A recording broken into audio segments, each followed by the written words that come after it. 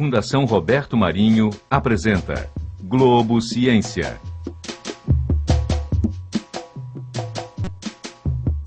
Eu estou aqui no centro do Rio de Janeiro, em uma área de comércio popular conhecida como Saara.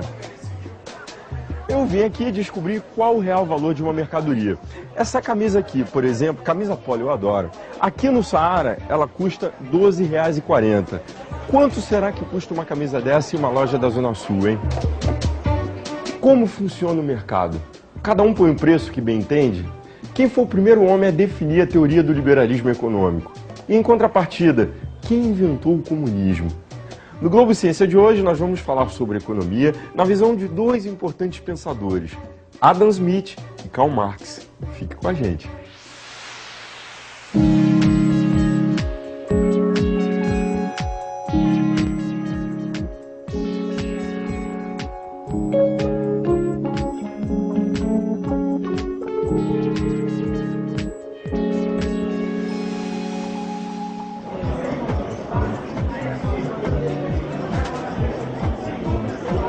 Tudo bem? Tudo bem. Qual é o nome da senhora? Ângela. Ângela, por que a senhora resolveu fazer compras aqui no Saara? É pelo preço. Eu vim aqui vira e mexe, assim, porque qualquer coisa que você quiser tem, assim, tem colcha, tem loja só de chapéu, tem loja só de flor. E geralmente é muito mais barato que você comprar em shopping. O que compro aqui é o mesmo produto que eu compraria no shopping. Dá pra pichinchar se quiser um pouco, pô, na outra loja tava mais barato, aqui tá menos barato, pô, dá pra fazer um desconto.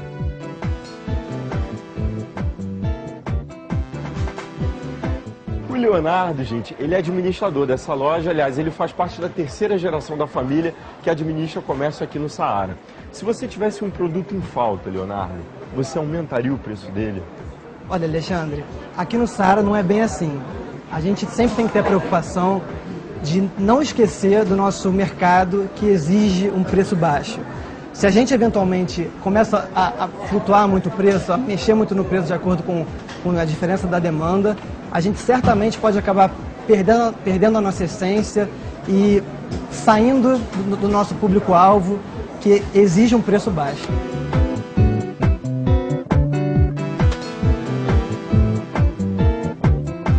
Olá, tudo bem? Olá. Qual é o seu nome? Sabrina. Sabrina, você sempre vem ao shopping para fazer Sempre compra? venho ao shopping. Por quê?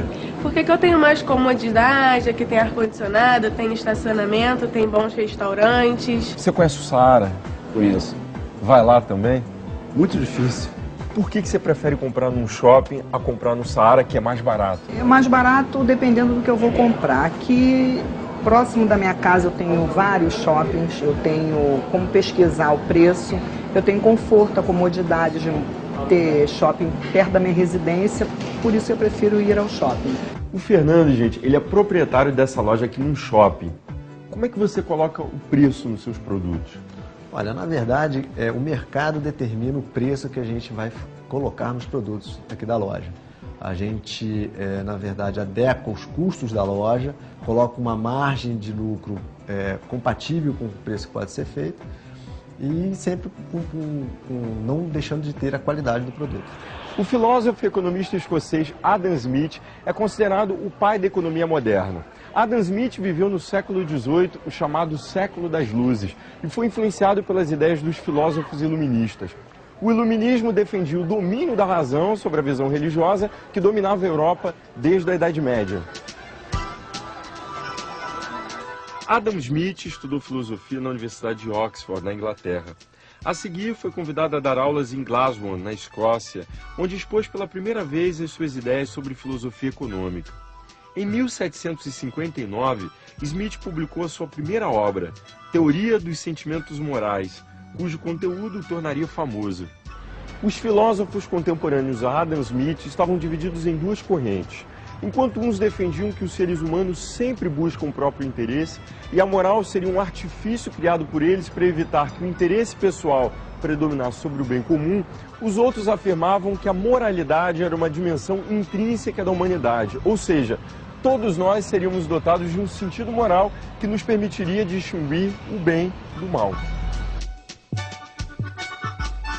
Adam Smith fomentou esse debate Ele argumentou que a moralidade nasce a partir das relações humanas e reduziu a moral a uma convenção que resulta da vida em sociedade. Para entendermos melhor a noção de moralidade defendida por Adam Smith, nós vamos conversar com um especialista no assunto. Vem cá.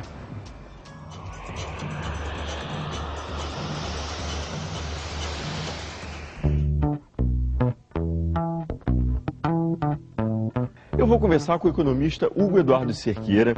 Ele é professor de economia da Faculdade de Ciências Econômicas aqui da Universidade Federal de Minas Gerais, a UFMG.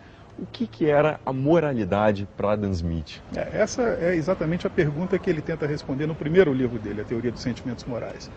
Smith rejeita a ideia de que a gente só haja por egoísmo, por autointeresse. Por outro lado, ele se pergunta como é então que a gente pode discernir o que é justo do que é injusto, o que é correto do que é incorreto. E a resposta dele é que a gente faz isso se colocando no lugar das outras pessoas e tentando imaginar como é que a gente se comportaria se estivéssemos na situação delas. Por exemplo, se eu te vejo rindo de uma piada ou de um filme, né, eu me coloco no seu lugar, né, e tento imaginar se eu teria o mesmo comportamento. Se eu achar que a sua risada é imprópria, inadequada, que ela é exagerada, por exemplo, ou que ela está mal colocada, eu desaprovo o seu comportamento, a sua risada. Se por outro lado eu imaginar que eu também teria a mesma reação, então eu sou levado a concordar contigo, a aprovar o seu comportamento. Da mesma maneira que eu sei que os outros fazem isso em relação a mim. E, portanto, eu sou levado a moderar o meu comportamento, a buscar um comportamento que os outros possam aprovar. Porque o Smith diz que cada um de nós espera isso dos demais. Cada um de nós sente um prazer especial em ver as suas ações, as suas ideias serem aprovadas pelas pessoas que estão ao seu redor. Agora explica pra gente, a moral, ela não era uma dimensão intrínseca do ser humano, ou seja, ela não nasce do ser humano, assim como também ela não é meramente uma convenção para Adam Smith. O Smith vai dizer que a moral não é algo que é inato, não é algo com o qual nós nascemos, é algo que nós aprendemos ao conviver com os demais. Nós precisamos do espelho do outro para poder colocar em perspectiva as nossas próprias ações, as nossas próprias ideias. Eu preciso me colocar no lugar do outro e ver como ele me vê, como ele me enxerga, para saber se ele me aprovaria ou não. E nesse processo é que eu vou constituindo, então, esse conjunto de valores que a gente chama de moralidade, essa maneira de aprovar ou desaprovar os nossos comportamentos. Adam Smith é considerado o pai da economia moderna. Por quê? A maioria dos economistas toma Smith como fundador da economia porque, segundo esses autores, ele teria separado a economia da política, da teoria moral, onde até então as ideias econômicas eram debatidas. Se você procurar por uma discussão econômica no Aristóteles, você vai encontrar essa discussão nos textos de ética e de política do Aristóteles. Se você procurar isso em autores modernos, Hobbes, Locke, etc., a mesma coisa, né? Smith teria sido, né, segundo essa interpretação que é hegemônica, que é dominante, o autor que pela primeira vez separou os temas econômicos do interior de uma discussão política, como se a economia tivesse uma ordem própria, um funcionamento regido por princípios próprios, distintos, portanto, daqueles princípios que regem a ética ou a política. Para o senhor, é possível juntar a filosofia moral de Adam Smith com a teoria econômica? Eu diria mais do que isso, eu diria que o exemplo de Smith faz falta aos economistas hoje em dia. Eles estão acostumados a pensar a sua ciência como uma física, uma ciência preocupada em estabelecer leis quantitativas. Essa aproximação com a filosofia moral faz muita falta à teoria econômica contemporânea e o exemplo de Smith, então, tem muito a nos ensinar. O próximo passo de Adam Smith foi estudar a natureza e a causa da riqueza das nações. Para ele, o enriquecimento dos países resulta do trabalho de um conjunto de indivíduos que, movidos pelo seu próprio interesse, promovem o crescimento econômico e a inovação tecnológica.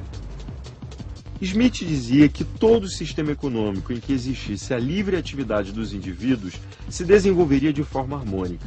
Ele acreditava que empresários e trabalhadores eram guiados pela mesma lei psicológica natural da busca do interesse próprio. Os empresários buscam obter o maior lucro possível e os trabalhadores oferecem a sua mão de obra buscando ser remunerados da melhor maneira.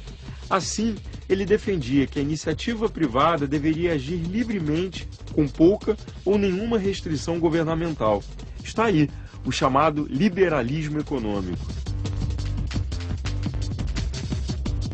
Para Adam Smith, A competição livre entre os diversos fornecedores levaria não só à queda dos preços das mercadorias, mas também a constantes inovações tecnológicas, na tentativa de baratear o custo de produção e vencer os competidores. A competição livre entre os produtores é a alma da economia de Adam Smith. Mas você sabe como as teorias de Smith se aplicam ao mundo globalizado em que vivemos? A gente vai descobrir. Para responder a essa e a outras perguntas, nós vamos conversar com um craque no tema. É o economista Francisco Américo Cassano, aqui da Universidade Presbiteriana Mackenzie. O senhor acha que a economia hoje, do mundo globalizado, se inspira nas teorias clássicas de Adam Smith?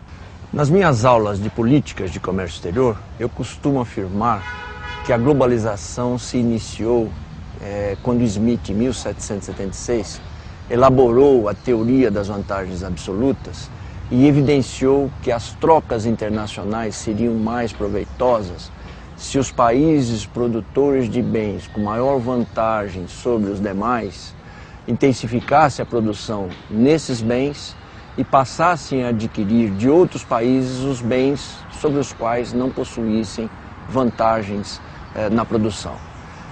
O mundo globalizado, evidentemente, não se restringe apenas a isso. Porém, eu considero que ele tenha uma origem smithiniana. Por exemplo, essa teoria das vantagens absolutas, ela é muito utilizada por que país do mundo atual? O exemplo melhor que a gente pode oferecer é o da China, né? Que passou a produzir e ofertar bens sobre os quais tem enormes vantagens, como mão de obra muito barata, inexistência de carga tributária ou até ínfima carga tributária e principalmente a grande disponibilidade de matérias-primas a preços muito baixos. Então isso tudo faz com que a China tenha uma vantagem absoluta, vantagem competitiva sobre os demais países e ela está inundando o mercado internacional com seus produtos.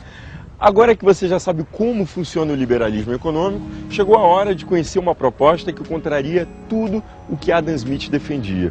No próximo bloco, você vai conhecer as ideias de Karl Marx, o fundador do comunismo. Não sai daí não, que eu volto já já. É rapidinho.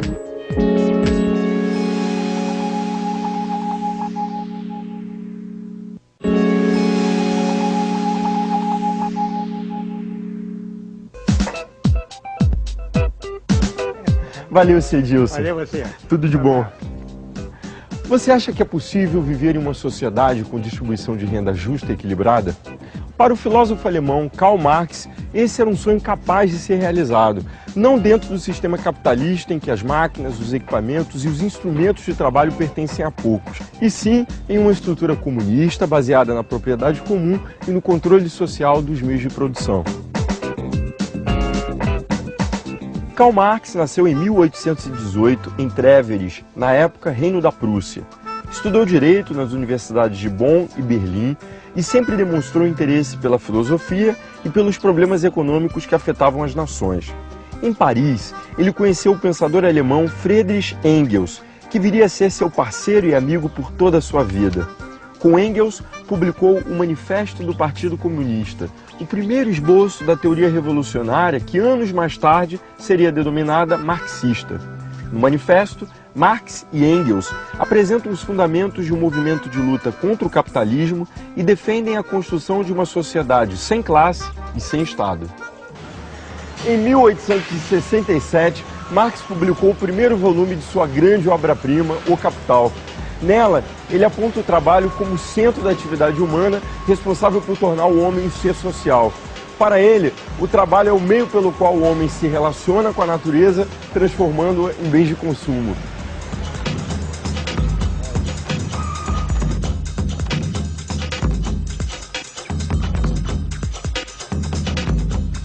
Marx alega que o preço de um produto no mercado é definido pelo dinheiro gasto com a matéria-prima. No caso dessa fábrica aqui, a matéria-prima é o polipropileno que gera o plástico, mais o dinheiro gasto com as máquinas para produzir o produto e com o trabalho operário, e mais um valor excedente que ele chamou de mais-valia, que nada mais é do que um lucro para o capitalista. Marx critica o capitalismo porque é um modo de produção que converte os trabalhadores em mercadoria e dessa forma aliena o trabalhador como ser humano.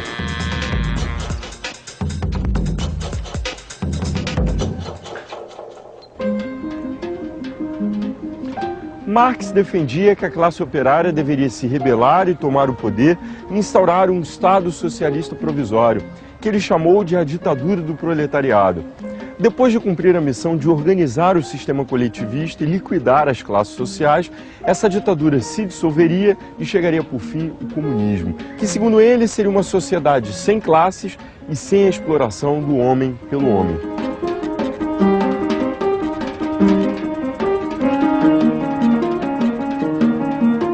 Inspirado em suas ideias, parte da população mundial empreendeu a Revolução Socialista com o objetivo de coletivizar as riquezas e distribuir justiça social.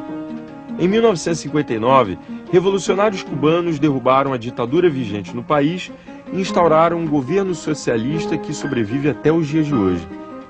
Com o fim da Guerra Fria, a economia de Cuba sofreu um forte impacto, pois parou de receber ajuda de outros países socialistas. Eu vou conversar agora com um cubano que vai mostrar pra gente como é que funciona o regime socialista em seu país. Vem cá. Eu vou conversar com o músico cubano René Ferrer, ele mora no Brasil há 6 anos. René, como é que funciona o sistema socialista em seu país? O sistema socialista em Cuba vino parabéns, muito bem para Cuba em aquele tempo, em 59. Depois teve uma crise muito forte, nos años 60 y también en los años 90.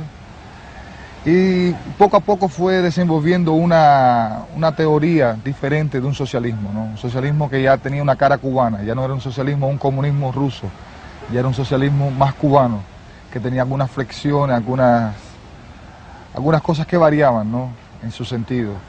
¿Qué, por ejemplo? Dentro de Cuba se creó la Bolsa Negra. Sí, la Bolsa Negra es una economía interna de la población. Una economía que se mueve dentro de la población, fuera del sistema económico estatual, ¿no? del Estado, ¿no? ¿Cómo es el nombre? Bolsa Negra, le llaman Bolsa Negra porque es el comercio, ¿no? Es como aquel que vende pescado, aquel que vende sabón, aquel que vende aceite, no sé, se crea una comunidad.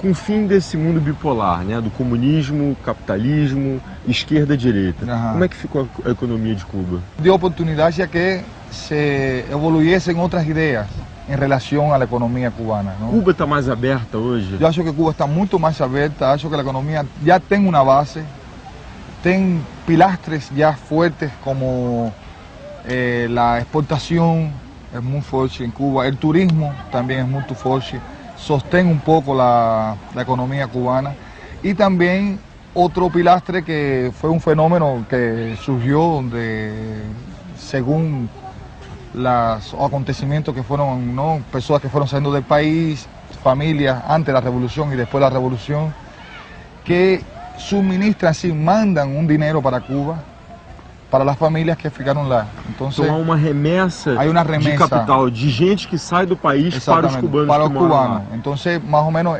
isso criou um pilastre, que deu uma coluna que é muito forte também na economia cubana, não? Então, essas remessas são trocadas por um dinheiro cubano, ¿me entiendes? Esse dólar, esse euro, são trocados.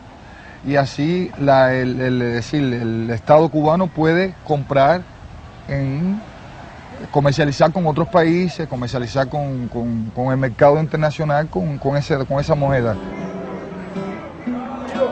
Conhecer Adam Smith e Karl Marx é obrigatório para quem quer aprender um pouco mais sobre a economia que move o nosso mundo. O Globo Ciência de hoje encerra com algumas das imagens mais emocionantes do século XX. Até a próxima. Tchau.